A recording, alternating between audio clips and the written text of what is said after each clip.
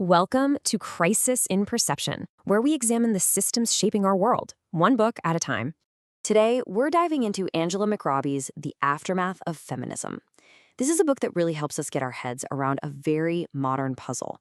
How can our culture be so obsessed with female empowerment, while at the same time it feels like we've lost collective ground?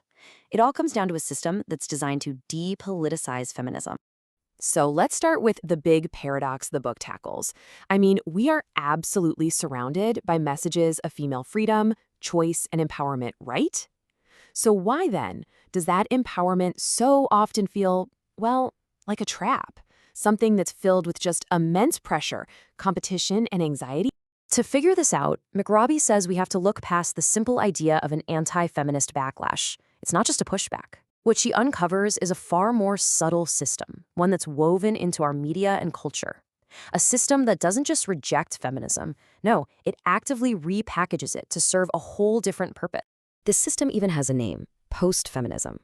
And it's so important to understand that this is not simply anti-feminism. It's a cultural process where feminist gains are actually taken into account. They're absorbed, but in doing so, powerful words like choice and empowerment get stripped of their political meaning. They get repurposed for a world all about consumerism and individualism. And that's a brilliant way to neutralize their power for collective change. So how does this whole system actually work? McRobbie points out a few key mechanisms, you could call them tools, that it uses to swap out genuine political action for, personal lifestyle projects. Okay, the first and maybe the most powerful tool is the constant focus on individual choice. The system tells you over and over that your success, your happiness, even your body, it's all just a product of your personal choices. But when everything is about you, it becomes almost impossible to see the bigger picture, right? The systemic barriers and pressures that were limiting your options in the first place. The responsibility just gets shifted from the system right onto your shoulders. The second tool is some really clever marketing. You see it all the time. Media narratives that paint feminism as this hideous specter. Something that's hopelessly out of date, angry, and honestly kind of embarrassing. It's framed as something that modern savvy women have, of course, moved way beyond.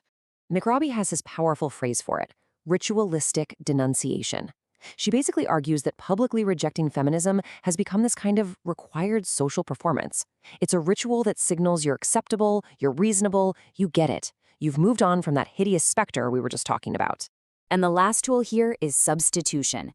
The deep desire for real political freedom gets channeled into consumer freedom. The power to create collective change is replaced with the power to buy stuff. Your agency isn't expressed through politics anymore. It's expressed through your purchasing decisions. So, how do all these things, this focus on choice, the rejection of the past, and consumerism, how do they all work together? To help us really see the whole system in action, the book gives us this fantastic visual metaphor. I want you to visualize society as a kind of high-pressure boiler. So inside this sealed container, you've got the existing power structures, the hierarchies. And over time, the desire for real structural change, dissent, it builds up. That pressure is just constantly pushing against the walls of the system. Now, a system that's under that much pressure is at risk of exploding. So what does it do? It opens a pressure release valve, and that valve is labeled consumer choice and individual empowerment. All that pressure, that real desire for change, gets safely vented through lifestyle choices, self-improvement, and what you can buy. The urgency for fundamental change just kind of dissipates, and the container, the system itself, remains perfectly intact. So what's the human cost of living inside this thing, this pressure-managed system, where huge social problems are constantly being framed as just your own personal failings? McRobbie argues this creates what she calls illegible rages. Think about it. The widespread anxiety, the intense pressure to be perfect, that constant feeling of just not being good enough. These are all forms of psychological strain, but she calls them illegible or hard to read because their social and political roots have been totally hidden.